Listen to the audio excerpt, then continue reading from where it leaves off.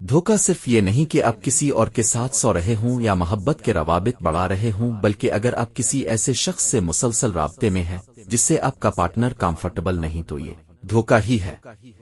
اگر آپ اپنے فون کی براؤزنگ ہسٹری کو ڈیلیٹ کر دیتے ہیں، آپ اپنے میسیجز اور کال ہسٹری ڈیلیٹ کرتے ہیں کیونکہ آپ نہیں چاہتے کہ آپ کا شریک حیات یہ دیکھے کہ آپ کیا دیکھ رہے ہیں، کس سے بات کر رہے ہیں، تو مبارک ہو، آپ دھوکہ کے راہ پر چلنا شروع چاکے ہیں۔ اگر آپ کی زندگی میں آپ کے پارٹنر کی جگہ کوئی اور بھی ہے جسے آپ ڈیفرنٹ لیولز پر انٹرٹین کرتے ہیں، اور یہ سب کچھ اپنے پارٹنر سے نظر بچا کر کرتے ہیں، تو یہ بھی دھوکہ ہی ہے۔ اگر آپ سوشل میڈیا پر ہر ایرے غیرے سے دوستاں بڑھاتے ہیں کیونکہ آپ کو لگتا ہے کہ وہ پرکشش ہے، اور یہ سب کچھ آپ اپنے پارٹنر سے چھپ کر کرتے ہیں، تو یقین جانیے یہ بھی دھوکہ ہے۔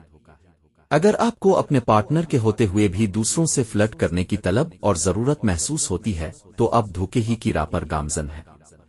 یاد رکھیں، کسی بھی ریلیشن شپ میں دھوکہ ایک دم سے نہیں آتا، بلکہ یہ آہستہ آہستہ اپنی جگہ بناتا ہے۔ چھوٹے چھوٹے وہ قدم جو بظاہر بے معنی نظر آتے ہیں، یا وہ پیٹرنز اور باتیں جن کو ہم کہتے ہیں کہ اس میں ایسا کیا ہے، یہ تو سب کرتے ہیں۔ یاد رکھیں، آپ کسی ایسے شخص کے ساتھ اپنے دل کی سلطنت کی بنیاد کبھی نہیں رکھ سکتے جس کا دماغ ہمیشہ گاؤں والوں کی توجہ کا طلبگار ہو۔